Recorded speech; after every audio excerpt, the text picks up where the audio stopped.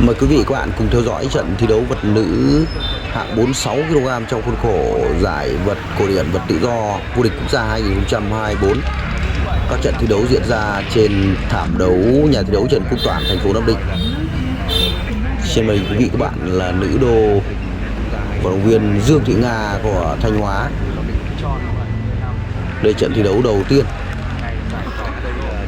ở mùa giải năm nay trong khuôn khổ nội dung thi đấu của nữ. Dương Thị Nga của Thanh Hóa là một vận động viên mới mang về cho làng vật của chúng ta tấm huy chương bạc giải U20 vật bãi biển thế giới. Đây là một thành tích vang dội trong những năm gần đây của làng vật nữ Việt Nam. Ở trận chung kết U20 vật bãi biển thế giới thì Dương Thị Nga của Thanh Hóa đã bại trận trước hot girl Đỗ Ngọc Linh của tuyển vật nữ Bắc Ninh. Đây là như vậy là trận đấu bắt đầu. Ở góc đài đỏ, Triệu Thị Yên của Hà Nội cũng là một cô gái vàng của tuyển vật nữ Hà Nội ở những mùa giải thi đấu gần đây. Triệu Thị Yên luôn là ứng cử viên sáng giá nhất và cũng là chủ nhân của những tấm huy chương vàng ở các cấp độ thi đấu quốc gia. Có một số giải châu lục, giải trẻ thì Triệu Thị Yên của Hà Nội đã có sự cọ sát học hỏi. Tuy nhiên thì thành tích ở tầm châu lục, giải trẻ châu lục của Triệu Thị Yên và nói riêng và các vận động viên bộ môn vật nữ của Việt Nam chưa có thành tích đáng kể.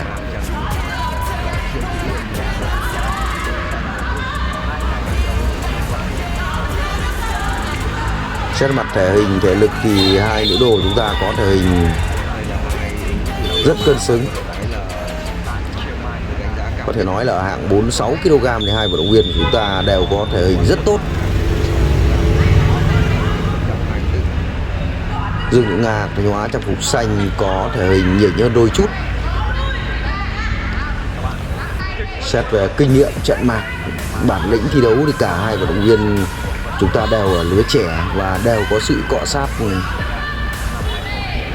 có kinh nghiệm thi đấu, sự lọc lõi trong thi đấu là rất tốt cả Dương Thị Nga và Triệu Thị Yên theo đánh giá của giới chuyên môn.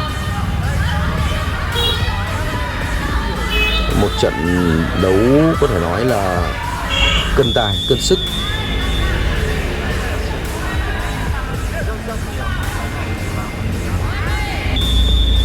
Trận đấu tiếp tục.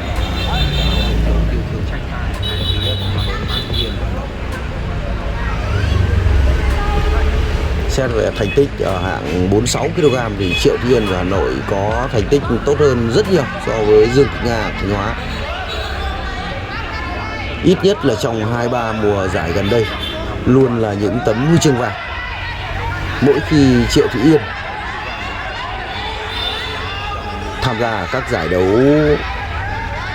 cấp quốc gia, trước kia thì có góp mặt của Nguyễn Thị Huyền của Hà Nam, nhưng ở những mùa giải gần đây thì Nguyễn Thị Huyền đã tham gia ở hạng 50 kg.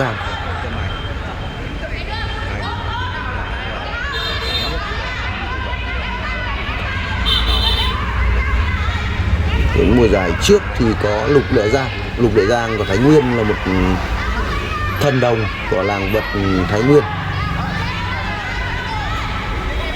Ở những mùa giải gần đây thì Lục Lệ Giang có phần đuối hơn so với các đối thủ đồng hạng. Triệu Yên liên tục thực hiện những pha tấn công nhưng rất tiếc là chưa mang lại được hiệu quả. Như vậy là thời gian thi đấu của hiệp thi đấu thứ nhất đã kết thúc. Trên màn hình quý vị các bạn là vận động viên Triệu Thị Yên của Hà Nội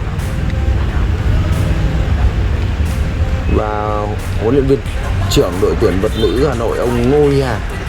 Ngô Huy Hà là cựu huấn luyện viên trưởng đội tuyển vật nữ quốc gia, đã giành rất nhiều thành tích ở kỳ SEA Games 31 diễn ra tại Việt Nam chúng ta. Cụ thể là tại nhà thi đấu Gia Lâm, huyện Gia Lâm, thành phố Hà Nội. Như vậy lượt thi đấu thứ hai bắt đầu.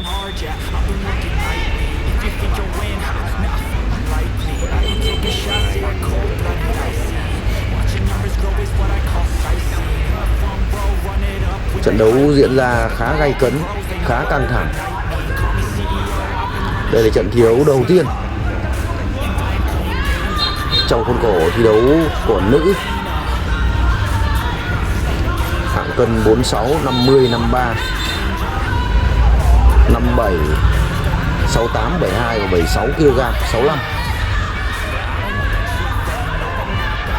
Đây là trận thi đấu đầu tiên trong khuôn khổ vật tự do nữ.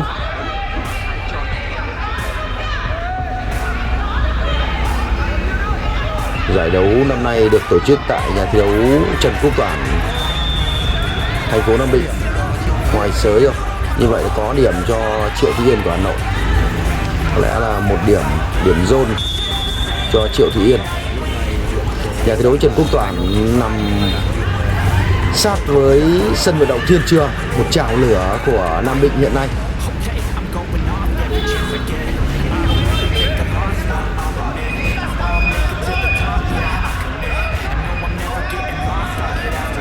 Trận đấu diễn ra khá căng thẳng và lợi thế mặt điểm số lúc này đang thuộc về vận động viên Triệu Thị Yên của Hà Nội, trang phục đỏ. Ở giải cúp các câu lạc bộ thì Triệu Thị Yên của Hà Nội cũng xuất sắc giành tấm huy chương vàng ở hạng 46 kg hồi tháng 3 vừa qua tại nhà thi đấu Tam Đảo, huyện Vĩnh Phúc, tỉnh Vĩnh Phúc.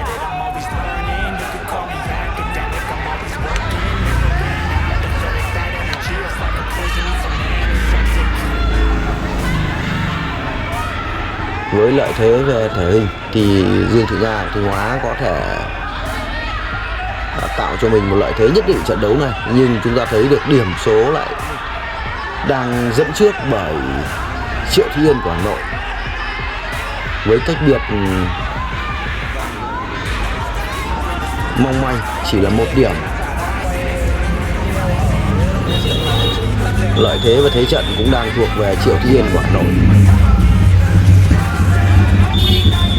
Vậy là không vinh danh tiếp theo, hai vận động viên tiếp tục thi đấu ở tư thế đứng.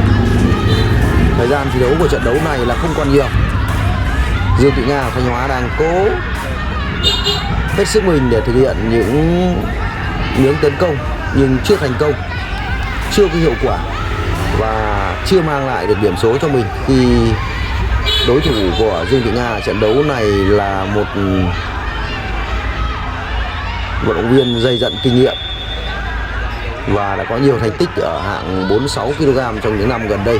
Trận đấu tiếp tục, liên tục có những pha solo, những đòn đánh có thể nói là không có hiệu quả của Dương Thị Nga. Một pha tide cực kỳ hiểm hóc của Triệu Thị Yên, rất khôn ngoan, kinh nghiệm và đẳng cấp. Triệu Thị Yên đã thực hiện một đòn khóa và giành thắng lợi tuyệt đối trước Dương Thị Nga Thanh Hóa ở trận thi đấu đầu tiên, trận mở màn của giải vô địch vật nữ quốc gia 2024. Như vậy là chiến thắng ngọt ngào dành cho Triệu Thị Yên của Hà Nội. Cảm ơn quý vị các bạn đã chú ý theo dõi video. Hẹn gặp lại quý vị các bạn trong các video tiếp theo.